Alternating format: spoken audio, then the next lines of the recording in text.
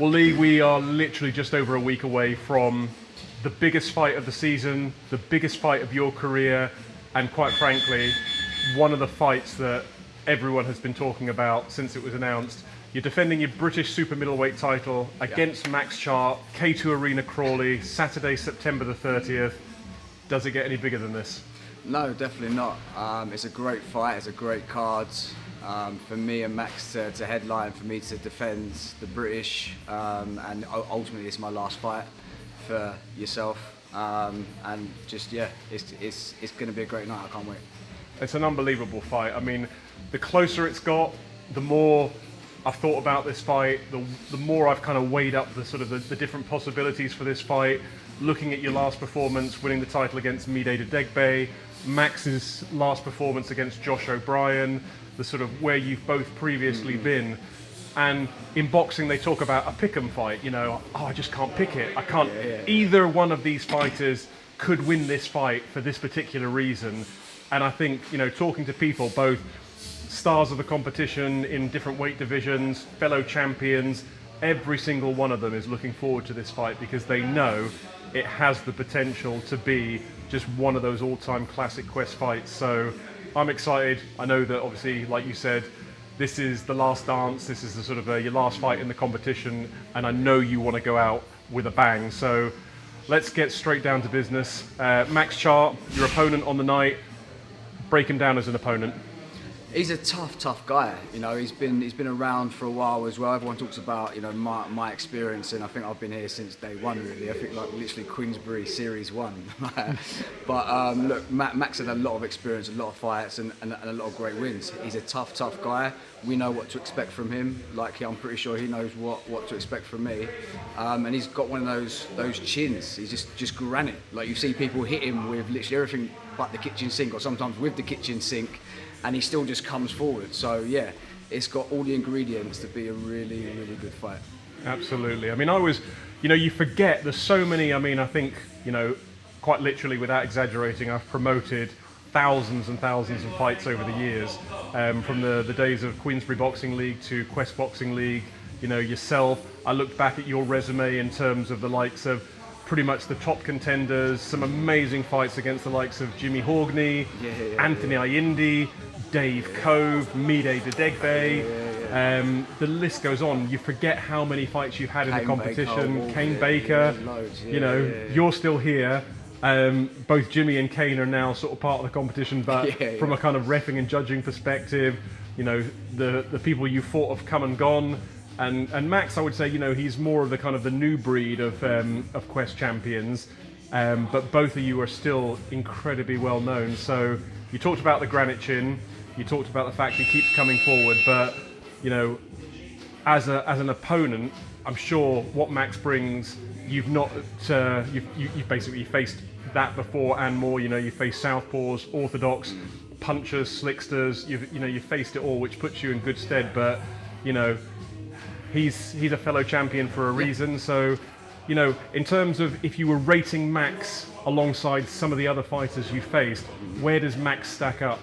Max has got to be up there with some of the biggest fights that I've had. Ultimately, this is probably one of the biggest fights I've had, if not the biggest. And the fact that it's my last fight makes it that a little bit more important. Max is getting better as he's having more fights. I think I'm getting better the older I'm getting, and I'm getting a lot of people, you know, telling me exactly the same thing. Max has really started to adapt his boxing style rather than being that kind of slugger. He started now boxing on his toes, and his boxing's beautiful now. So yeah, it's like we keep saying, it's got all the ingredients to be a great fight. It's just who turns up on the night, I think. And what about sort of training? Because I was looking at this from just a personal perspective and thinking, you know, if you know it's your last fight, you know, does that motivate you to sort of put literally everything on the line? And you know, no stone unturned, as Max said. Lee Cannon won't go into this fight. You know, he won't have left any stone unturned. Does it give you a different mindset that you're like, I have to give this everything I've got and more because this will be the last time? And some people say, oh, well, is the desire still there? If it's his last fight, you know, will he really come into this with a sort of the same desire that he went into with the Degbe fight? I mean, what's your take and perspective on that? Yeah, it's been exactly the same, to be fair. Like, everyone knows I like a little holiday and whatnot, but you know, look at when I fought the Degbe, I'm on the beach doing my sprints every single day. I'm training exactly the same now. Like, I've recently been married, went to Mykonos for my honeymoon, and now I am doing hill runs and mountain runs and swimming 500 meters to the buoy in the sea and coming back. So I'm taking it seriously. I train like a pro anyway. I train twice a day, every single day. I get up in the morning, I train. I go to work, I come back, I train. I then go home, I'm saying to eat, I sleep. I get up, and the same thing again, every single day. I'm training hard. And for me, this is the last fight. People can say about, you know, does he have the dedication, the motivation? I've always had dedication and motivation. Whether it's my first fight or my last fight, I approach it exactly the same. But this one is a little bit more meaningful because it is my last one, and I want to go out with a bang. Eat, sleep, train, repeat. Eat, sleep, train, repeat. Yeah. I mean, like I say, I always talk to people outside of boxing and I say, you don't realise, obviously as a professional boxer, but also at the Quest level, you don't realise how hard these guys train. People come, they pay their ticket money on the night, they come and watch the fight, but they don't see the sort of, it's a bit like an iceberg. Yeah. The tip of the iceberg is the fight, but what you don't see in the build-up to that is everything that's below the water, the sprints, the hill runs, the diet, the pad work, the sparring, the getting up when you're knackered and you just really don't feel like training, but you know somebody else is training for this fight, and that man will be standing in the opposite corner, and you don't want to go into that fight with any doubts in your mind that you haven't had to go to the well, you haven't had to bite down on the gum shield in training, you haven't had to make those sacrifices where you can't go out. It's a tough sport. So yeah. I'm sure some people will say, "Cool, I bet he'll be relieved when it's all over and done with." But people also don't realise the feeling when you have your hand raised and you're punching it out in front of that crowd and the electricity, and it's like, this is what it is all about. This is why I've done what I've done in training. This is why I've sacrificed, because there is no other feeling like it. It's the best feeling in the world, and it's funny because all the big wins, you got the famous cannon jump, every single time. I think the first one was Tommy Knight when I won the novice years and years ago. That it kind of started there, and every single title that I've won, every single hard fight that I won, every single knockdown, you always see that. And come September the 30th, no doubt you see it again. That's what's in my mind. Absolutely. You know, and outside of the sort of the boxing fight, there's been an awful lot that you've had to sort of overcome adversity. You know, I remember when you were sort of due to fight at the Troxy, and then you got the sort of the cancer diagnosis. And for a lot of people, that might have been, do you know what? That might have been it. But yeah, I mean, sort of just remind us and talk us through that. Yeah, it was a strange one because I've just beat Jimmy for the national at light middle, and I think was it Le Fleur? I think I've got Le Fleur in my head. But anyway, we was kind of training for that. It was 6 weeks before fight night. I felt really good, and then yeah, we got the cancer diagnosis, which was a bit of a shock. Had to obviously put the fight on the back burn, but yeah, we beat cancer. That got done just after I had the chemo. I went and got COVID as well. Which we then went and beat the COVID, and the only thing left to beat really is Max Chart. So that's what I'm looking forward to. That's what I'm setting my mind to, and I know that I can do that. If I can, you know, COVID and chemo and cancer and everything else, you know, Chart should be a piece of cake. I'm sure it won't be on the night, but yeah, it's all about just overcoming adversity, and I think if going back on what I've done and what I've achieved, then I'm happy with that. And it's one of the reasons why I say, look, win, lose or draw, I'm coming to win, without a doubt. But win, lose or draw, I'm happy with what I've done and what I've achieved. For me to win the national, have cancer, come back, win the British, and then defend the British, it means everything to me. It's massive.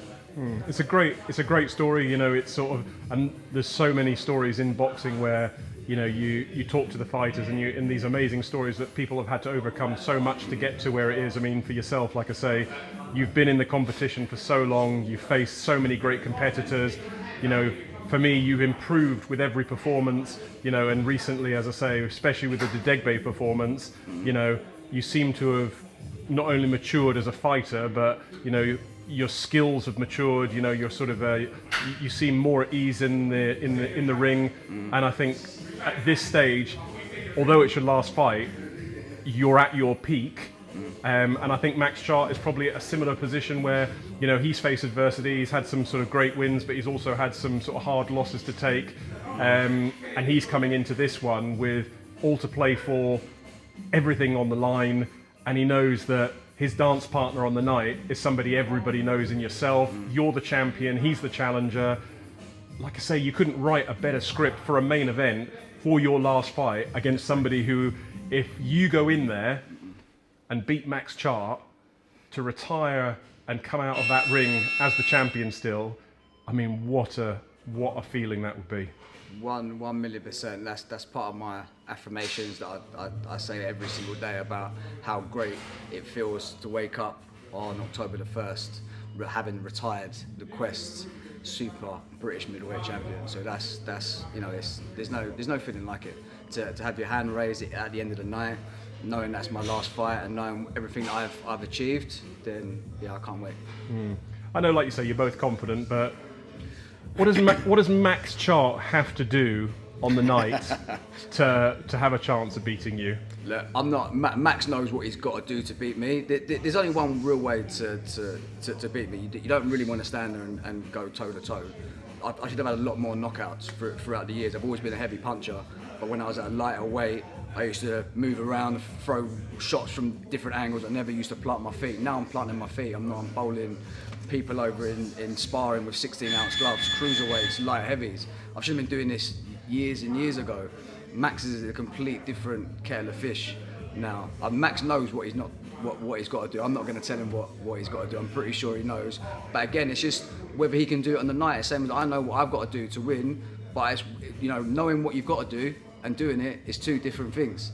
You know, everyone's got a plan until they get punched in the face, as they say. So it's all right having a plan.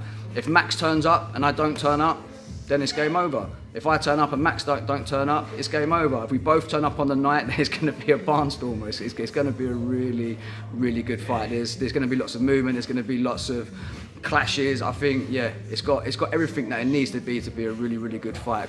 As long as we both turn up on the night. I know I'm turning up. I know Max has put his heart and soul into it, so I know he's turning up. I've got a lot of respect for Max, and yeah, let's go. Yeah, like I say, you can't.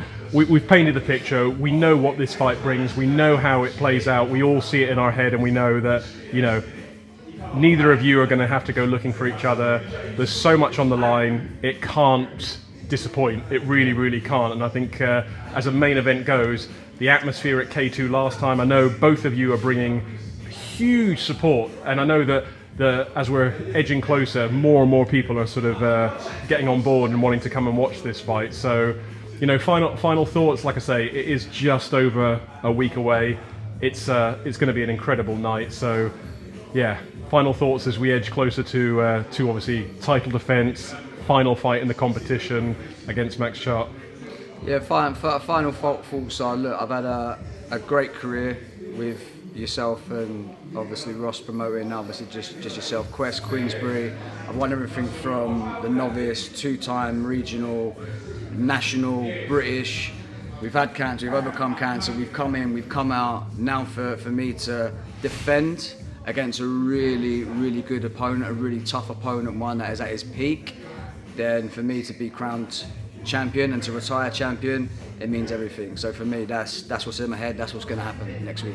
Well, we are really looking forward to it. And as I say, it is the main event, the show, A Night of Destiny. The man in front of me, the champion, Lee Cannon. He defends his British Super Middleweight crown against the challenger, Max Chart.